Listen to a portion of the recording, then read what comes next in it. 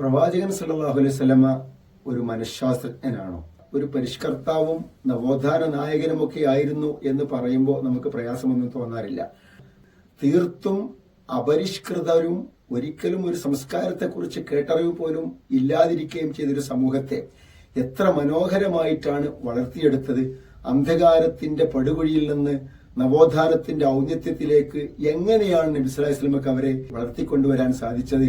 ആ കൂട്ടത്തിൽ ഖുറൈശിയായ സിദ്ദീഖുൽ അക്ബറും ഒരു സംസ്കാരവും നേടിയിട്ടില്ലാതിരുന്ന ഉമർ ഖത്താബും ബിലാലും അമ്മാറും ഒക്കെ ഉണ്ടായിരുന്നു.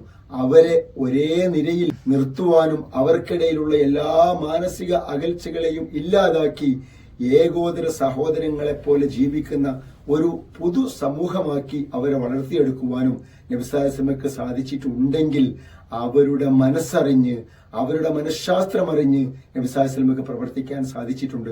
അള്ളാഹുവിൽ നിന്ന് ലഭിച്ച വഹീന്റെ അടിസ്ഥാനത്തിൽ ഒരു സൊസൈറ്റിയെ എങ്ങനെ വളർത്തിക്കൊണ്ടുവരണമെന്ന് കൃത്യമായി അപഗ്രഥിച്ച് മനസ്സിലാക്കിയ ഒരു മനഃശാസ്ത്രജ്ഞൻ കൂടിയായിരുന്നു നബി സല്ലല്ലാഹു അലൈഹി വസല്ലമ. പ്രവാചകൻ സല്ലല്ലാഹു അലൈഹി വസല്ലമയുടെ വചനങ്ങളിലെമ്പാടും ഈ മനഃശാസ്ത്ര ചിന്താഗതികൾ ഖുർആനിന്റെ വിശദീകരണമായി പരന്നു കിടക്കുന്നത് നമുക്ക് കാണുവാൻ സാധിക്കും. ഇസ്ലാമിക മനഃശാസ്ത്രത്തെക്കുറിച്ച് പഠിക്കുവാനുള്ള ഒരു പുതിയ ടീമിനെയാണ് നമ്മളിവിടെ ആവിഷ്കരിക്കുന്നത്. നിങ്ങൾക്ക് താല്പര്യമുണ്ടെങ്കിൽ താഴെ ചേർത്തിരിക്കുന്ന ലിങ്കിലൂടെ നിങ്ങൾക്ക് ഈ ഗ്രൂപ്പിൽ ജോയിൻ ചെയ്യാം. ശുക്രൻ.